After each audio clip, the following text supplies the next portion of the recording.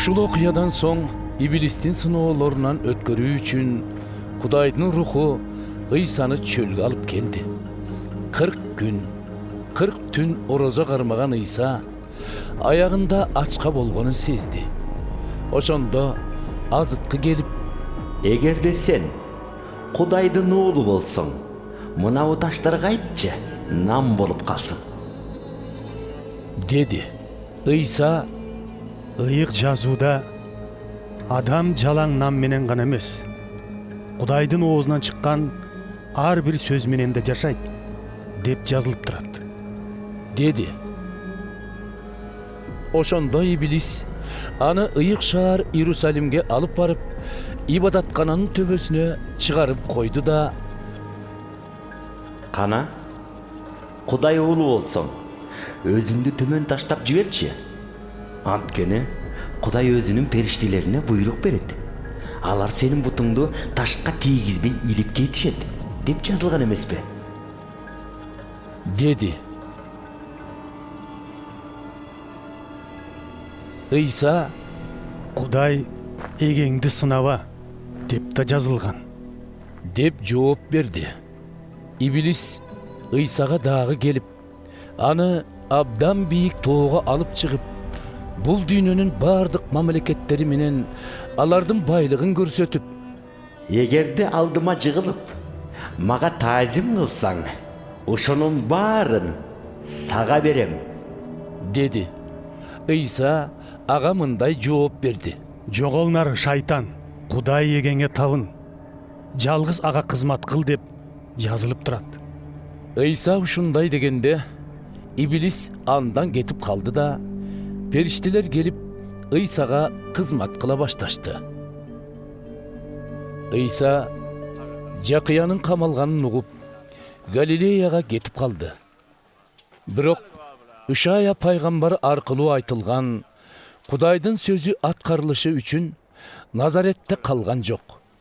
Келери менен Забулун жана Напталы урууларына караган Галилея көлүнүн жээгиндеги Капарнаум шаарында жашап калды.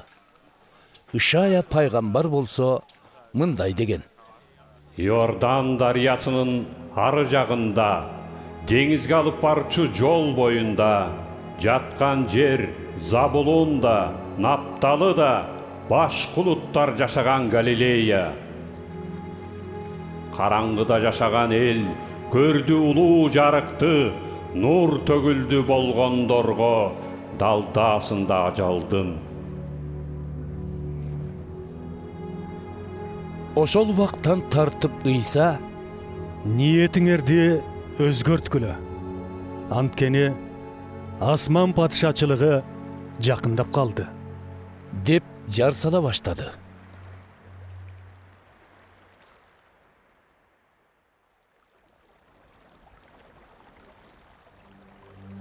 Галилея көлүнүн жээги менен басып бараткан Ыйса эки бир тууганды, Петр аталган Ысманды жана Идристи көрдү.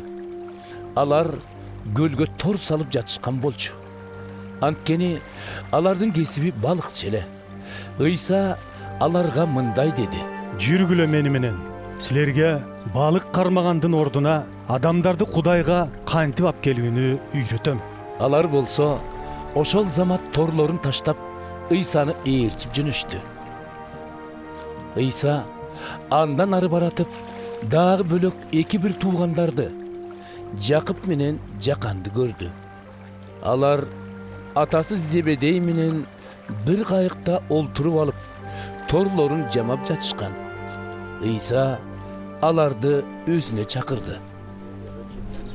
Алар ошол замат кайыкты да, андагы атасын да калтырып, Ыйсаны ээрчип жөнөштү. Ыйса Галилеяны кыдырып, алардын синагогаларында таалим берип, Кудайдын падышачылыгы тууралуу жакшы кабарды жар салып, адамдарды ар кандай оору сыркоолорунан айыктырып жүрдү. Ал тууралуу кабар бүткүл Сирия аймагына тарап кетти. Адамдар ага ар кандай илдет дартка чалдыккандарды, жаны сыздап ооругандарды, жин тийгендерди, талмасы барларды, шал оору болуп калгандарды алып келишип, Ыйса аларды айыктырды. Ошондо Галилеядан 10 шаар аталган жерден, Иерусалимден, Иудеядан жана Иордан дарыясынын ар жагынан көптөгөн адамдар анын артынан жөнөштү.